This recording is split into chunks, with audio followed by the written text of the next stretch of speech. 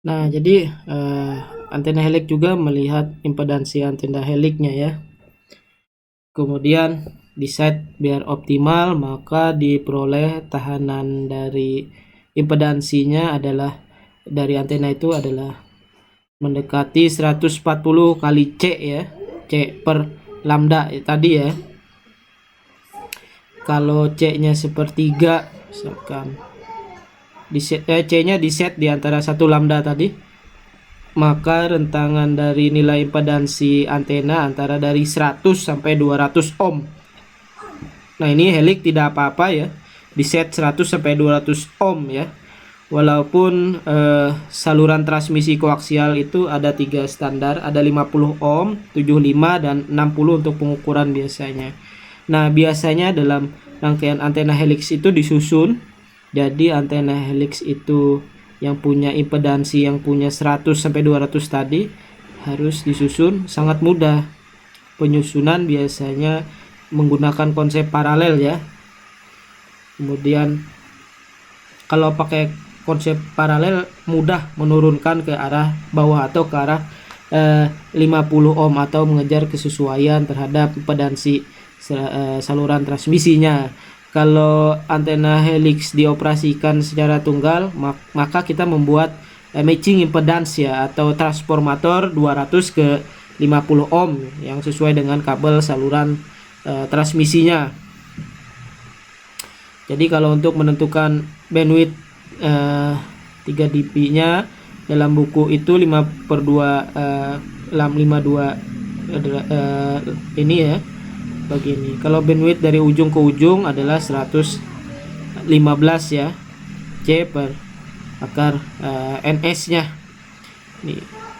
Ini beamwidth nya ya, dari ujung ke ujung. Jadi HPBW nya, dan ini FN BW nya ya teman-teman. Jadi dihitung dari peningkatan bandwidth 3 dB nya ketika powernya turun setengahnya ya, jadi HPBW nya 115 untuk FNBW nya.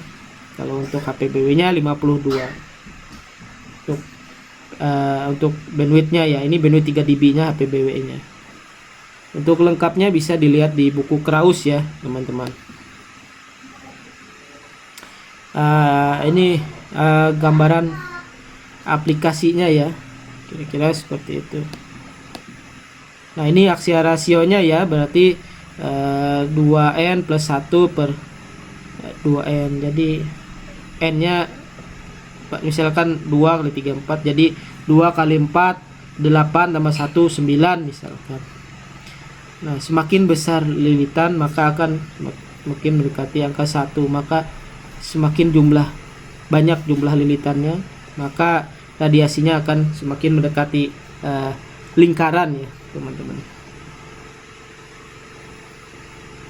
Jadi kalau misalkan 1,5 nih hasilnya, hasil rasionya, berarti perbandingan antara sumbu utama dan sumbu minor elipsnya itu berarti kelihatan 3/2, berarti elipsnya kelihatan ya untuk polarisasinya ya. Jadi ini untuk melihat pola radiasi yang dihasilkan oleh antena helix dengan mode radiasi aksial tadi ya teman-teman. Nah, tinggal dirubah nanti ke dalam dB, bisa misalkan N nya 7 itu 0,6 dB, misal dirubah ya, tinggal dirubah ke dB, misalkan N nya 9 0,4 dB misalkan, atau N nya 12 maka 0,35 dB. Jadi semakin banyak mendekati ke banyak, maka dia akan semakin mendekati ke 1 ya. Jadi kira-kira seperti itu. Jadi kalau ada contoh ya, keadaan ekstrim misalkan alpanya mendekati 90 derajat misalkan teman-teman ya, jadi antenanya menjadi linear, misal ditarik ya, jadi mendekati lurus. Kalau alpanya 0 maka dia menjadi antena loop ya, bukan spiral lagi ya.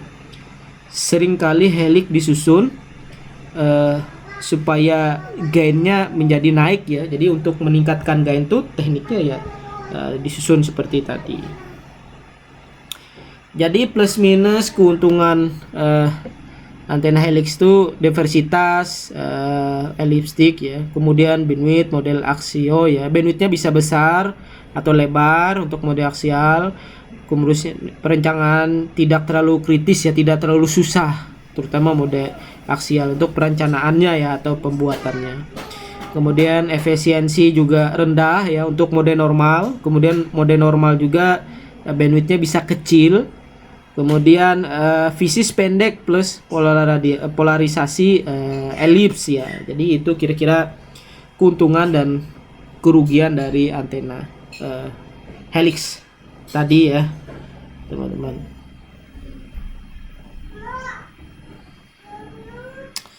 Nah, ini beberapa aplikasi yang bisa digunakan oleh antena elips ya. Ini contohnya high gain, range bandwidth, simplicity, circular, polarisasi, axial module. Space komunikasi biasa untuk komunikasi 200 sampai 300 MHz. Nah, ini kalau antena helix itu memiliki gain yang besar. Semakin banyak lilitan maka gainnya akan semakin besar ya. Nah, itu tadi mengenai antena helix ya, teman-teman. Jadi perlu diperhatikan dalam perancangan antena helix itu teman-teman menentukan apakah dia mode normal atau mode aksial. Jadi dilihat sesuai penggunaan sistem yang akan dirancang. Nah, itu yang perlu teman-teman perhatikan agar bisa tidak salah dalam merancang antena tersebut ya. Jadi kalau kita bandingkan dengan dipol, kalau antena helix itu dimensinya akan lebih kecil karena dia antenanya tidak panjang, tidak lurus, menjadi pendek karena diubah menjadi spiral. Kalau itu kita bandingkan terhadap antena dipol tadi ya. Kemudian ini jenis contoh antena lain, antena V ya. Biasanya antena V itu biasa digunakan untuk frekuensi rendah, panjangnya 1 meter sampai 50 meter biasanya. Nah, jadi kira-kira ya untuk antena V ya, V tadi. Kemudian frekuensinya biasanya ya 300 MHz misalkan ya. Berarti memang untuk frekuensi rendah karena dari 1 sampai 50 meter untuk dimensi panjang gelombangnya. Jadi karakteristik radiasinya seperti ini ya. Ini tipikal pola pancarnya. Kalau kita bikin secara vertikal, bukaannya antena V itu sama dengan dipol sebenarnya ya, tapi kita membukanya tidak sampai vertikal 90 derajat itu enggak, tapi ada sudut tertentunya. Kalau dia diluruskan maka dia bisa jadi dipol. Kalau dibikin sudut seperti ini ya disebut dengan antena V. Nah, ini karena dia masing-masing lengan ini menghasilkan 4 loop. Nah, maka bisa diatur bisa supaya penjumlahan fasa antara lengan atas dan bawah itu bisa dijumlahkan dengan menjumlahkan salah satu orientasi dan membunuh atau mengcancel orientasi yang lain. Nah, jadi dalam contoh gambar A ini kalau kita lihat ya, teman-teman, ini dibuat supaya radiasi lengan atas ini dan bawah ini sepasa ini saling menguatkan. Yang radiasi yang vertikal itu dibuat tidak sepasa, saling menghilangkan. Jadi sehingga hasil totalnya adalah mendapatkan radiasi seperti ini ya, teman-teman. Kalau kita juga ingin membuat atau membunuh atau menghilangkan lagi komunikasi yang ke belakang, misalnya point to point kan back loop itu tidak kita harapkan ya. Jadi dirancang seperti ini, menggunakan ground, mengshortkan ujung dari lengan antena masing-masing ini. Kita hubungkan ke ground ya atau ke tanah. Nah, jadi karena yang satunya dibuang oleh bagian grounding loop yang tidak diinginkan. Jadi kedua-duanya ditanahkan, maka kita punya dua radiasi yang berbentuk seperti ini.